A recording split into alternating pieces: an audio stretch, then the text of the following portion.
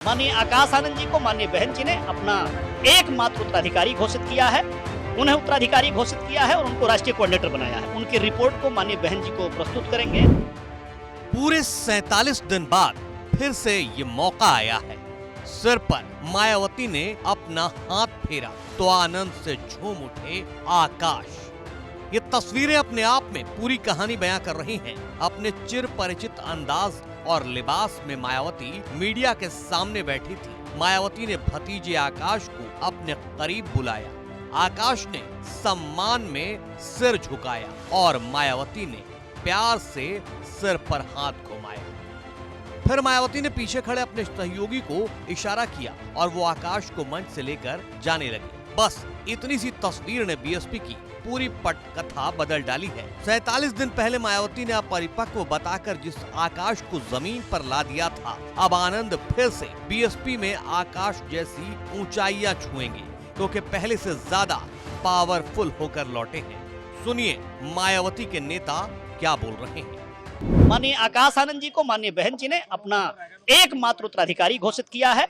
उन्हें उत्तराधिकारी घोषित किया है और उनको राष्ट्रीय कोऑर्डिनेटर बनाया है और पूरे देश में वो जाएंगे और देश में जो भी पदाधिकारी हैं उनकी रिपोर्ट को माननीय बहन जी को प्रस्तुत करेंगे और इस प्रकार से बहुजन समाज पार्टी को मजबूत करेंगे माननीय बहन जी। यानी बीएसपी नेता की माने तो मायावती के बाद बीएसपी में अब सबसे बड़ा कद आकाश आनंद का हो गया है। कहा जा रहा है कि इस बार आकाश को पूरे देश का जिम्मा दिया गया है। कहा यह भी जा रहा है कि जो काम अब तक मायावती देखती थी वो सारे का अब आकाश देखेंगे। यानी 47 दिन बाद वो एक बार फिर से पावरफुल हो गए हैं। 7 मई को मायावती ने आकाश को अपरिपक्व बताते हुए नेशनल कोऑर्डिनेटर पद से हटा दिया था। इसके साथ ही उनसे उत्तराधिकारी पद की जिम्मेदारी भी छीन ली थी। करीब 1.5 महीने बाद आकाश को फिर से सारी जिम्मेदारी मिल गई है, ज्यादा बढ़ी हुई ताकत के साथ।